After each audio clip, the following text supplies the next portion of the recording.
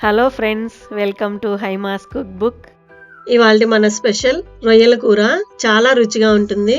చాలా తక్కువ ఇంగ్రీడియంట్స్ తో రుచికరంగా తయారు చేసుకోవచ్చు. ముఖ్యంగా సీ ఫుడ్ తినే వాళ్ళకి ఈ రొయ్యల కూర అంటే చాలా నచ్చుతుంది. ఈ రొయ్యల కూర రైసు చపాతీతో చాలా టేస్టీగా ఉంటుంది. ఎలా ప్రిపేర్ చేసుకోవాలో ఇప్పుడు చూద్దాం. 1/2 kg రొయ్యలు తీసుకుని శుభ్రంగా కడిగి ప్యాన్ లో కొద్దిగా ఉప్పు, పసుపు, 1 టేబుల్ స్పూన్ నూనె కూడా వేసి ఉడికించి పక్కన ఉంచుకోవాలి. నెక్స్ట్ స్టవ్ పైన కడాయి పెట్టి 3 టేబుల్ స్పూన్ల వరకు ఆయిల్ యాడ్ చేసుకోవాలి. నాన్ వెజ్ కాబట్టి ఆయిల్ కొద్దిగా ఎక్కువ వేసుకుంటేనే బాగుంటుంది. ఆయిల్ కాగిన తర్వాత 5 లేక 6 పచ్చిమిర్చి ఇలా పొడవుగా కట్ చేసి వేసుకోవాలి. కొద్దిగా కరివేపాకు కూడా వేసుకోండి.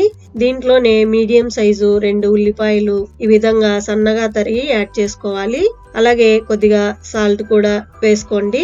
సాల్ట్ వేయడం వల్ల ఉల్లిపాయలు త్వరగా మగ్గిపోతాయి. 2 నిమిషాలు మీడియం హీట్ లో ఫ్రై చేసుకోవాలి. ఉల్లిపాయలు ఎక్కువ యాడ్ చేసుకున్నామంటే మనకి గ్రేవీ అనేది చిక్కగా మరియు రుచిగా కూడా ఉంటుంది. ఇప్పుడు ఇందులో 1/2 టేబుల్ స్పూన్ అల్లం వెల్లుల్లి పేస్ట్ వేసి పచ్చివాసన పోయేంత వరకు బాగా ఫ్రై చేయాలి. ఇప్పుడు ఇందులోనే 1 టీ స్పూన్ పసుపు, 1 టేబుల్ స్పూన్ కారం, పచ్చిమిరపకాయలు వేసాం కాబట్టి 1 టేబుల్ స్పూన్ కారం సరిపోతుంది. కారం తక్కువ తినే వాళ్ళు తగ్గించి వేసుకోవచ్చు. అలాగే సన్నగా తరిగిన 3 మీడియం సైజు టమాటోస్ యాడ్ చేసి బాగా కలుపుకొని మూత పెట్టి మీడియం హీట్ లో 2 నిమిషాలు మగ్గించుకోవాలి. 2 నిమిషాల తర్వాత చూస్తే టమాటాలు బాగా మగ్గి ఉంటాయి. ఒకసారి బాగా కలుపుకోవాలి.